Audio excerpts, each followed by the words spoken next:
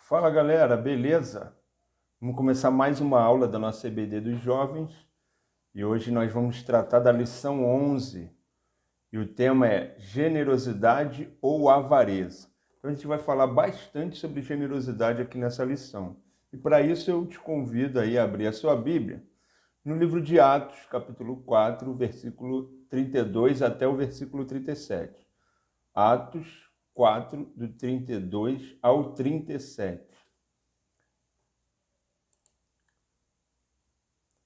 Diz assim a palavra de Deus: da multidão dos que creram, uma era a mente e um o coração. Ninguém considerava unicamente sua coisa alguma que possuísse, mas compartilhavam tudo o que tinham. Com grande poder, os apóstolos continuavam a testemunhar da ressurreição do Senhor Jesus, e a grandiosa graça estava sobre todos eles. Não havia pessoas necessitadas entre eles, pois o que possuíam terras ou casas as vendiam, traziam o dinheiro da venda e o colocavam aos pés dos apóstolos, que o distribuíam segundo a necessidade de cada um. José, um levita de Chipre, a quem os apóstolos deram o nome de Barnabé, que significa encorajador, vendeu um campo que possuía, trouxe o dinheiro e o colocou aos pés dos apóstolos. Generosidade ou avareza? Te pergunto, você é mão aberta ou mão fechada? Parece que é uma pergunta pesada, né? Caramba, como é que eu faço para avaliar se eu sou um cara mão aberta ou um cara mão fechada? Será que eu sou capaz de avaliar isso? A gente precisa saber, então, o que é ser mão aberta e mão fechada, né? Mão aberta é aquilo que a pessoa fala que é o super generoso, o que não liga muito para o que tem. E o mão fechada é aquilo que o pessoal fala que é pão duro, né? Que é avarento, enfim. Né? E você? O que você é? O que você tem sido? Né? Então a gente precisa entender o que é generosidade. Generosidade não é simplesmente você, eu tenho e saio dando. Não, não é dar o que sobra. Ser generoso não é aquele que dá o que sobra. Sobrou, então eu vou dar, eu vou doar, eu vou repartir. Mas o conceito de generosidade é um pouco diferente do que muita gente pensa. Né? Generosidade é virtude daquele que se dispõe a sacrificar os próprios interesses em favor de outrem. Ou seja, não é uma questão de sobrou, então eu posso dar. Não sobrou, mas eu vou sacrificar para ajudar a outro, para favorecer a outro. Isso é generosidade. Daí a gente vive numa sociedade que ela é marcada pelo individualismo, pelo egoísmo, pelo consumismo, ou seja, as pessoas querem tudo para si, as pessoas consomem para si, as pessoas conquistam para si, ninguém quer compartilhar nada, ninguém quer dividir nada, ou seja, a impressão que a gente tem é que não existe mais lugar na sociedade hoje para a generosidade. E a gente precisa entender o seguinte, a generosidade, ela faz parte da natureza de Deus, da natureza divina. Deus, ele foi e ele é generoso em todos os aspectos. Isso faz parte da natureza de Deus, a generosidade. Existem atributos de Deus que são os atributos invisíveis ou incomunicáveis e os comunicáveis. O que são atributos incomunicáveis? São aqueles que o homem não pode ter, que é a onipotência, onipresença, onisciência. Isso são atributos incomunicáveis. E os comunicáveis? São aqueles que os homens podem ter, mesmo que em proporção menor, ou eu diria até bem menor, como o amor, justiça, bondade, generosidade. Deus, ele é um Deus generoso. Deus, ele foi generoso na criação, a maneira como ele criou o mundo, como ele criou todas as coisas. Isso foi um ato de generosidade, foi uma grande generosidade da parte de Deus. Deus, ele foi generoso e tem sido generoso com a gente. A salvação é um ato de generosidade. Nós não merecemos, mas somos salvos pela graça porque Deus foi generoso. Deus, ele é generoso com cuidado com as nossas vidas, com sustento nas nossas vidas. Então, se eu entendo que Deus é generoso, então eu, como discípulo do Senhor, eu preciso ser generoso também, né? Praticar a generosidade com o meu próximo em todos os aspectos. Isso precisa fazer parte da nossa vida, da tua vida, da minha vida como cristão, né? Ser generoso ao meu próximo com o tempo, com a atenção que eu dispenso às pessoas, né? Com o perdão. Nós precisamos ser generosos com o perdão e precisamos ser generosos também com os nossos recursos. A maioria das pessoas são generosas com o tempo, são até generosas com o perdão, mas quando fala de recursos, aí o bicho pega, né? Aí o bicho pega. Eu me lembro que em um dos cultos dos jovens, ano passado, eu ministrei uma palavra, o tema da palavra era sobre poder, né? O tema da palavra era power, né? Então falava sobre poder, e aí eu falava de alguns tipos de poder, ou algumas formas de poder, que o mundo oferece às pessoas. E uma dessas formas é o dinheiro. O mundo trata o dinheiro como uma forma de poder. Então as pessoas têm essa ambição de ter muito dinheiro, não para compartilhar, não para dividir, mas para ter essa sensação de poder. Agora, e para você, o que o dinheiro representa? Né? Por exemplo, para Deus, o que o dinheiro representa para Deus? Lá em 1 Crônicas, capítulo 29, do verso 10 ao verso 14, vamos ler lá, 1 Crônicas 29, do 10 a 14. Diz assim: Davi louvou o Senhor na presença de toda a assembleia, dizendo: Bendito sejas, ó Senhor, Deus de Israel, nosso Pai, de eternidade a eternidade. Teus, ó Senhor, são a grandeza, o poder, a glória, a majestade e o esplendor, pois tudo que há nos céus e na terra é teu. Teu, ó Senhor, é o reino, tu estás acima de tudo. A riqueza e a honra vêm de ti. Tu dominas sobre todas as coisas. Nas tuas mãos estão a força e o poder para exaltar e dar força a todos. Agora, nosso Deus, damos-te graças e louvamos o teu glorioso nome.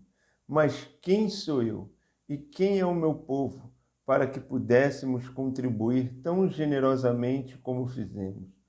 Tudo vem de ti e nós apenas te demos o que vem das tuas mãos. Que texto maravilhoso, né, galera? Que texto bonito, né? Davi reconhecendo que aquilo que ele estava fazendo, aquelas ofertas, aquele dinheiro ali entregue no templo como oferta, nada mais, nada menos vinha das mãos de Deus. Ou seja, tudo vem de Deus, tudo pertence a Deus. O dinheiro pertence a Deus. Lá em Salmo, no capítulo 24, versículo 1, diz assim: Do Senhor é a terra e tudo que nela existe, o mundo e os que nele vivem, tudo que nela existe. Olha o que o texto de Salmos 24 diz: Do Senhor é a terra e tudo o que nela existe. O dinheiro faz parte desse tudo? Faz. Tudo é tudo. Então, tudo pertence a Deus. Então, Deus está acima de todas as coisas, está acima de tudo e está acima, inclusive, do dinheiro. Deus não tem casa da moeda, mas tudo é dele, porque a matéria-prima do dinheiro vem de Deus. O níquel, a prata, o ouro, o cobre, a celulose, enfim. Tudo vem de Deus. E o que o dinheiro representa para quem não teme a Deus?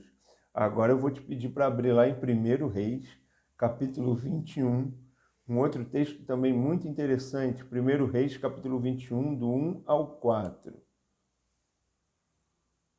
1 Reis 21, do 1 ao 4.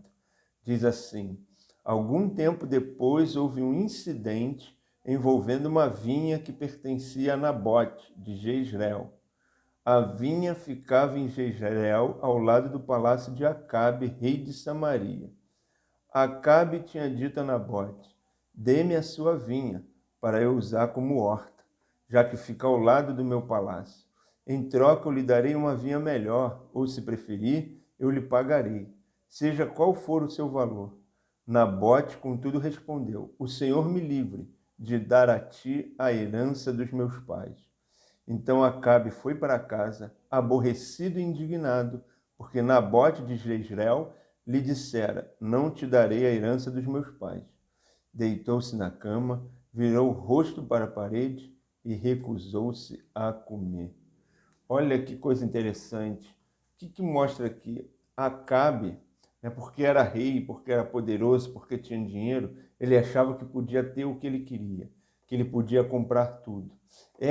Isso é o que o dinheiro representa para quem não teme a Deus, né? Querer ter essa sensação de que vai poder controlar tudo, vai poder comprar tudo, poder comprar todos, né? Então é isso que o dinheiro representa para quem não teme a Deus, né? Essa sensação de poder, de achar que com o dinheiro se pode comprar tudo. E para o crente infiel? Como é que é essa relação para o crente infiel? Agora abre lá em Atos, capítulo 5, nós vamos ler do versículo 1 ao 10. Atos 5, do 1 ao 10. Um homem chamado Ananias, juntamente com Safira, sua mulher, também vendeu uma propriedade. Ele reteve parte do dinheiro para si. Sabendo disso também sua mulher, e o restante levou e colocou aos pés dos apóstolos. Então perguntou Pedro: Ananias, como você permitiu que Satanás enchesse o seu coração, a ponto de você mentir ao Espírito Santo e guardar para si uma parte do dinheiro que recebeu pela propriedade? Ela não lhe pertencia, e depois de vendido, o dinheiro não estava em seu poder? O que o levou a pensar em fazer tal coisa? Você não mentiu aos homens, mas sim a Deus. Ouvindo isso, Ananias caiu e morreu. Grande temor apoderou-se de todos os que ouviram o que tinha acontecido. Então os moços vieram, envolveram seu corpo, levaram-no para fora e o sepultaram. Cerca de 3 horas mais tarde, entrou sua mulher, sem saber o que havia acontecido. Pedro lhe perguntou: Diga-me, foi esse o preço que vocês conseguiram pela propriedade? Respondeu ela: Sim, foi esse mesmo. Pedro lhe disse: Porque vocês entraram em acordo para tentar o Espírito do Senhor? Veja, estão à porta os pés do que sepultaram o seu marido, e eles a levarão também. Naquele mesmo instante, ela caiu aos pés dele e morreu. Então os moços entraram e, encontrando-a morta, levaram-na e a sepultaram ao lado de seu marido. O dinheiro para Ananias e Safira representava o apego às coisas materiais, né? Ou seja, o crente infiel ele é apegado ao dinheiro, ele é apegado às coisas materiais. E pior, ele muitas vezes quer viver de aparência, uma aparência de santidade, de piedade, porque era o que Ananias e Safira tentaram ali. Se você ler o capítulo anterior, você vai ver que Barnabé vendeu um terreno e depositou tudo aos pés dos apóstolos, ou seja, ele levou todo o valor, né, e compartilhou ali, colocou ali, né, entregou ali aquele valor. E provavelmente isso tenha feito de Barnabé uma pessoa mais conhecida, mais popular. Talvez os apóstolos tivessem elogiado pelo ato, pela atitude de Barnabé.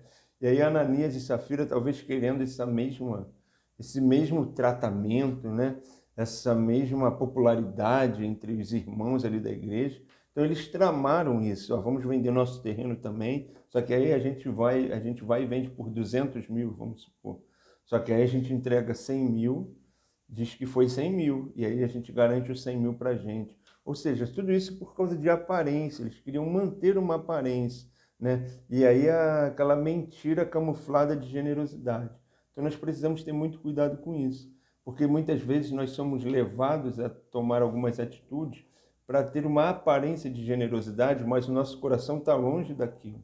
Às vezes a gente só quer curtida no Instagram, só quer ficar conhecido, ou só quer ser reconhecido, obrigado às pessoas que ajudaram, fulano ajudou, mas talvez o teu coração não estava na ajuda em si, mas estava em querer estar ali, em querer ter um status, em querer ter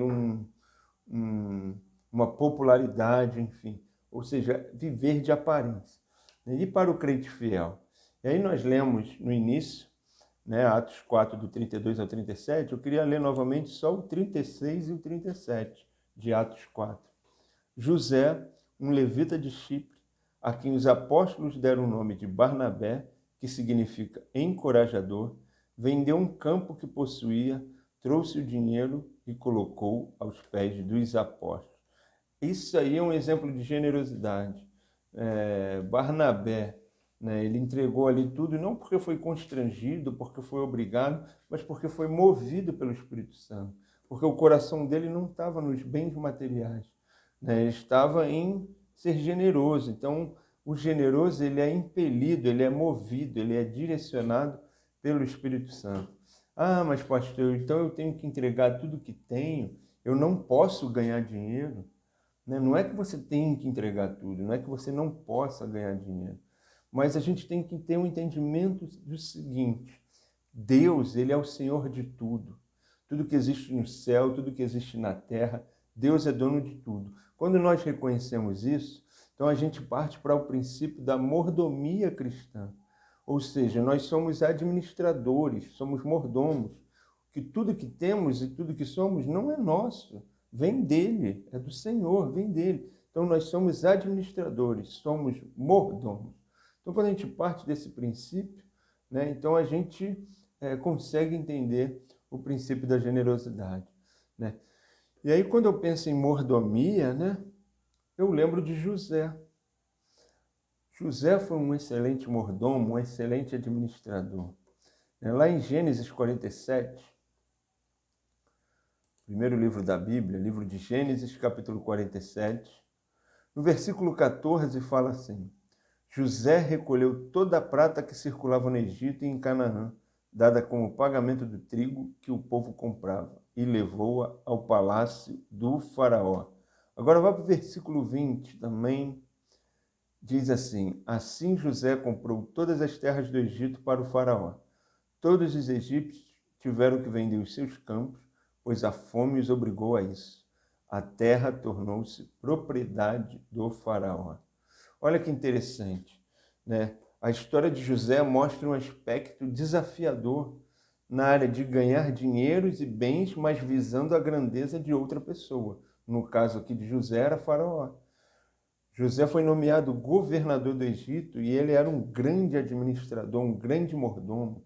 Então ele administrava toda a finança e a economia daquele país para Faraó. E aí houve uma grande fome, né? Você sabe que José interpretou esse sonho de Faraó e por isso ele foi colocado como governador. Então ele já sabia como agir, como administrar. Então ele estocou os cereais, o trigo em grandes armazéns. E aí agora na época da fome, o único lugar, o único país que tinha comida estocada para vender era o Egito. E aí estava tudo ali nas mãos de José. E aí como José administrou isso, adquirindo ainda mais dinheiro, mais riquezas para Faraó, para a grandeza de Faraó. José comprou praticamente tudo para Faraó. Comprou gado, comprou terra, comprou escravos, porque ali no meio da fome as famílias não tinham mais o que oferecer em troca de comida, então elas se ofereciam, né? Se ofereciam como escravos. Olha, eu me ofereço aqui como escravo para você me dar comida, né? José foi um administrador, um mordomo sábio e fiel. Sábio e fiel. Nós precisamos ser mordomos, administradores daquilo que temos e que não é nosso, mas é de Deus. Devemos ser sábios e fiéis na nossa mordomia, na nossa administração. Qual o segredo do sucesso de José? Primeiro ponto, ele era controlado pelo Espírito Santo. Ele era direcionado pelo Espírito Santo. Abra sua Bíblia em Gênesis 41. Nós vamos ler do 38 ao 40. Gênesis 41, do 38 ao 40. Diz assim: Por isso o faraó lhes perguntou: Será que vamos achar alguém como este homem, em quem está o Espírito Divino? Disse, pois, o faraó a José: Uma vez que Deus lhe revelou todas essas coisas, não há ninguém tão criterioso e sábio como você. Você terá o comando de meu palácio, e todo o meu povo se sujeitará às suas ordens. Somente em relação ao trono serei maior que você. Ou seja, havia alguém onde habitava, onde podia se achar um Espírito Divino, a atuação do Espírito Santo, era José. José era a pessoa controlada pelo Espírito Santo. Para eu administrar bem os meus bens, o meu dinheiro, os meus recursos, aquilo que Deus coloca nas minhas mãos, eu preciso ser controlado pelo Espírito Santo. Porque se eu for guiado pelo mundo, meu amigo, eu vou entrar nessa onda aí do consumismo, do gasto exagerado, né? Onde eu tenho que sempre que comprar alguma coisa, comprar uma novidade, né? O mundo vai nesse ritmo, ele vai ditando esse ritmo do consumismo, né? E aí eu preciso ser controlado pelo Espírito Santo para eu ter sucesso na minha administração, na administração dos bens, daquilo que Deus tem confiado em minhas mãos. Um segundo ponto, né, uma segunda característica em José, havia nele uma ação administrativa. Né? Lá em Gênesis 47, versículo 20, diz assim: assim José comprou todas as terras do Egito para o faraó. Todos os egípcios tiveram que vender os seus campos, pois a fome os obrigou a isso. A terra tornou-se propriedade do faraó. E diz ainda no versículo 23, então José disse ao povo: ouçam, hoje comprei vocês e suas terras para o faraó. Aqui estão as sementes para que cultivem a terra. José tinha uma grande capacidade de administrar. Ele já sabia o que fazer, ele já pensava na frente. Isso é nítido, isso é claro quando ele interpreta o sonho, porque ele não só interpreta o sonho, como ele diz para Faraó o que ele deveria fazer. Isso é uma característica de um excelente, de um bom administrador. Então a gente precisa ter essa ação administrativa na nossa vida, com aquilo que está nas nossas mãos, com os recursos que nós temos na nossa mão. Então a gente precisa saber administrar, precisa enxergar além, olhar lá na frente. Isso era uma grande característica em José. Um outro ponto na vida de José era a sua generosidade. A generosidade de José era incrível. Lá em Gênesis 45, no versículo 3, diz assim: então disse José a seus irmãos: eu sou José, meu pai ainda está vivo? Mas os seus irmãos ficaram tão pasmados diante dele que não conseguiam responder-lhe. E aí o versículo 15 diz assim: em seguida beijou todos os seus irmãos e chorou com eles. E só depois os seus irmãos conseguiram conversar com ele. E ainda em Gênesis 47, versículo 11 e 12, José instalou seu pai e seus irmãos e deu-lhes propriedade na melhor parte das terras do Egito, na região de Ramsés, conforme a ordem do faraó. Providenciou também sustento para seu pai, para seus irmãos e para toda a sua família, de acordo com o número de filhos de cada um. Olha que bênção, gente. José, né, foi traído pelos irmãos, vendido como escravo, tinha tudo para se vingar, tinha tudo para, sei lá, dar um troco na mesma moeda, mas não.